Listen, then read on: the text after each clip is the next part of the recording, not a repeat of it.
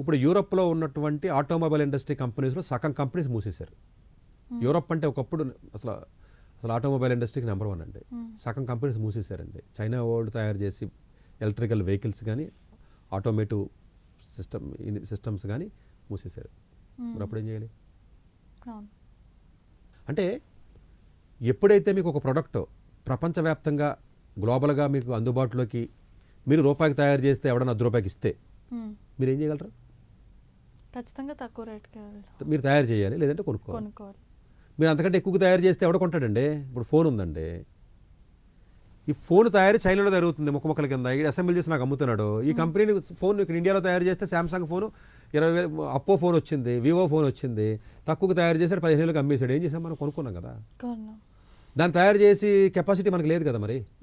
అంతే సేమ్ వాళ్ళు చెప్పేది ఏంటంటే ఒక కంపెనీ ఒక ప్రోడక్ట్ని కాంపిటేటివ్ వరల్డ్లో ఉన్నాం, మనం తక్కువకు తయారు చేస్తున్నప్పుడు నేను ఎలా తక్కువకు తయారు చేస్తాను, 5 రోజులు వర్క్ చేయాలి, రోజుకి 8 గంటలే పని చేయాలని నాకున్న లేబర్ లాసు లేదా గవర్నమెంట్లో రూల్స్ అని నేను ఇంప్లిమెంట్ చేసి గంటకి ఎక్స్ట్రా గంట పని చేస్తే $20 ఇవ్వాలని నేను రూల్ పెడితే నేను ఆ ప్రోడక్ట్ని ఆ డబ్బులకు తయారు చేయలేను కాబట్టి నాకు ఉపయోగం లేదు, నేను కంపెనీ మూసేసుకోవాలని అడుగుతున్నాడు. ఆ లాజిక్ అది కరెక్టా అంటే కరెక్టా అని ప్రూవ్ చేస్తుంది కదా చైనా. ఇప్పటికీ ప్రపంచవ్యాప్తంగా అన్ని దేశాలకు 25% ఇంపోర్ట్స్ అంటే భారతదేశం దిగుమతి చేసుకునే వస్తువుల్లో 25% చైనా నుంచి ఉన్నాయి. ఇప్పటికీ చైనా తిడతారు మోడీ గారు, అదంతా ఓన్లీ పొలిటికల్ డ్రామా, జనాలకు అంత బ్రెయిన్ ఉండదు కాబట్టి ఎమోషనల్గా మాట్లాడుకోవడానికి ఇలా దాటికి పనికొస్తుంది. బట్ రియల్గా ప్రతి ఇయర్ కూడా మనం ఇంపోర్ట్ చేసిన వస్తువుల యొక్క శాతం పెరుగుతూ ఉంటుంది. అంత నాలెడ్జ్ ఉండదండి జనాలకి, అంత బ్రెయిన్ ఉండదు జనాలకి.